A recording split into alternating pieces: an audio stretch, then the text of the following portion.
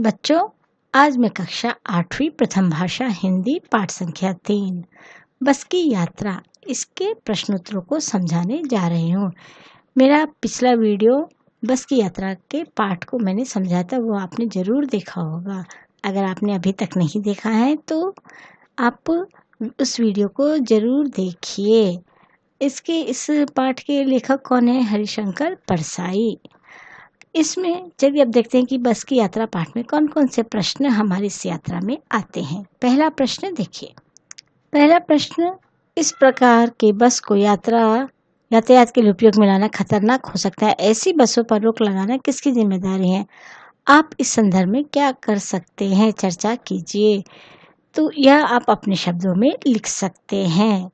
फिर भी मैं थोड़ा-सा आपको बताती हूँ कि इस तरह के बस को उपयोग में लाना बहुत ही अधिक खतरनाक है। इसकी ज़िम्मेदारी सरकार की भी होती है और हम जनता, पब्लिक की भी यह रिस्पॉन्सिबिलिटी है, यह ज़िम्मेदारी है कि वो इस तरह की बस में बैठना बंद कर दे, जिससे कंपनी का मालिक अपने आप उन बसों को छोड़ देगा चलाना।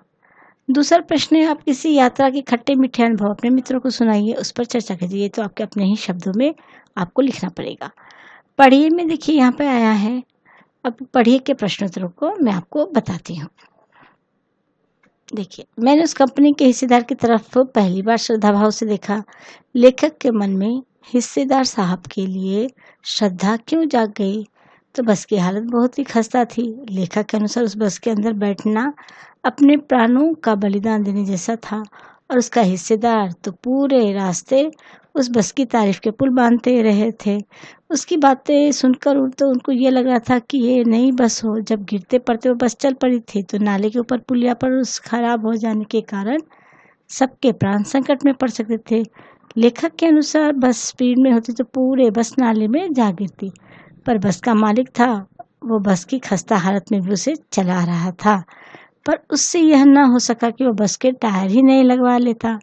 लेखक को लगा हम सब अपने महान तो ये है जो इसकी हालत देखकर भी इस बस से यात्रा करने में तनिक भी नहीं घबराया।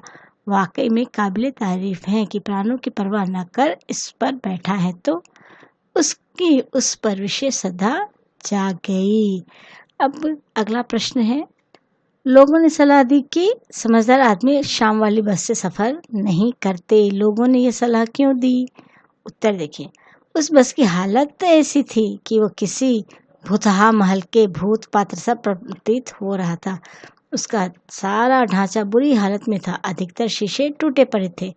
इंजन बस की बॉडी का तो कोई तालमेल नहीं था। उसको देखकर स्वयं अंदाजा लग जाता था कि वह अंधेरे में कहीं साथ न छोड़ दे या कोई दुर्घटना न हो जाए। कई लोग पहले भी उस बस से सफ़र कर चुके थे। वो अपने अनुभव के आधार पर ही लेखक व उसके मित्र को बस में न बैठने की सलाह दे रहे थे।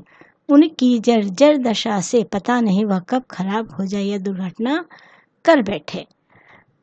अब अगला प्रश्न देखिए। यहाँ पर ऐसा जैसे सारी बस ही इंजन है और हम इंजन के भीतर बैठे हैं। लेखक को ऐसा क्यों लगा? तो लेखक के अनुसार से बस बहुत ही पुरानी थी। बस की हालत ऐसी थी कि कोई वृद्ध यानी बूढ़ा अपनी उम्र के चरम में था। उसको देखकर लेखक के मन में श्रद्धा जागृत हो रही थी। उस बस के इंजन के तो क्या कहने। लेखक कहता है बस के स्टार्ट होते हुए वो इतना शोर कर रहा था कि उन्हें ऐसा लगा जैसे इंजन आगे नहीं अपितु पूरी बस में लगा हो, क्योंकि उसका इंजन दयनीय स्थिति में था। इससे पूरी बस हिल रही थी, इसलिए उन्हें लगा कि सारी बस ही इंजन है और हम इंजन के भीतर बैठे हैं। अब यहाँ पे अगला प्रश्न है, देखिए। मैं हर पेड़ को अपना दुश्मन समझ रहा था। लेखक पेड़ को दुश्मन क्यों समझ रहा था? तो बस की हालत ही ऐसी थी जिसे देखकर कोई भी व्यक्ति को संदेह होता, परंतु लेखक ने फिर भी उसमें बैठने की गलती की। लेकिन उसे अपनी गलती का एहसास तब हुआ जब स्टार्ट हो गया और उसमें बैठकर यात्रा करते हुए उसे इस बात को पूरा यकीन हो गया कि बस कभी भी धोखा दे सकता है। मार्ग में चलते हुए हर वो चीज़ अपनी दुश्मन सी लग रही थी जो मार्ग में आ रही थी।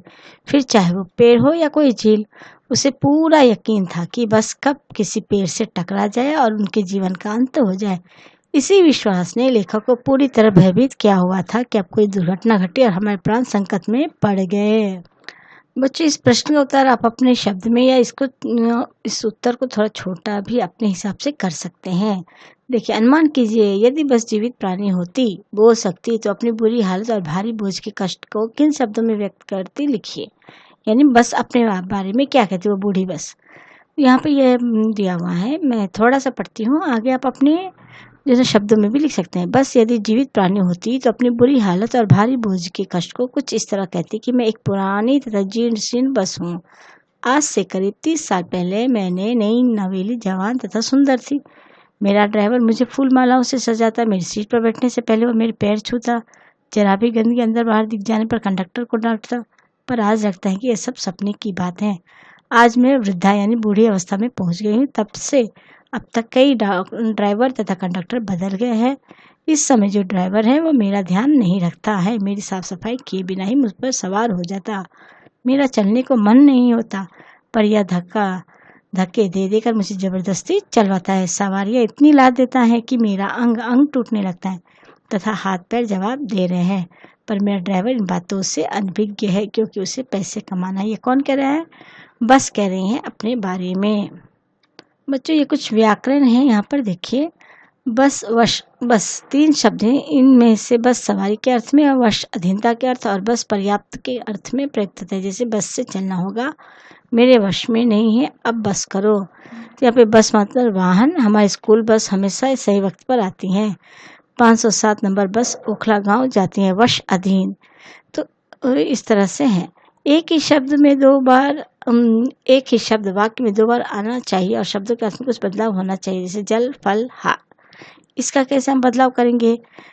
देखिए, जल का जल जाने पर जल डालकर मेरे हाथ की जलन भी कम होगी। सब में जल जल है।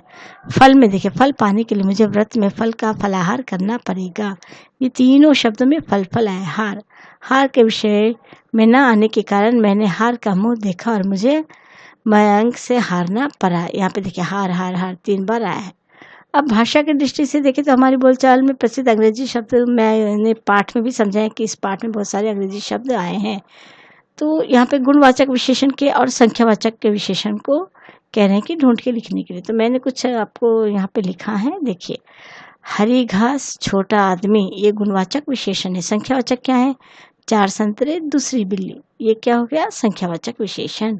तो बच्चों, आप इन प्रश्नोत्तरों को अपने नोट्स में लिखेंगे और यह वीडियो को आप बार बार पॉज करके देखेंगे तो आपको जो ना प्रश्नोत्तर भी समझ में भी आएगा और लिखने में भी आपको सुविधा होगी। इस वीडियो को शेयर, लाइक और सब्सक्राइब करना न भूलिए। धन्यवाद।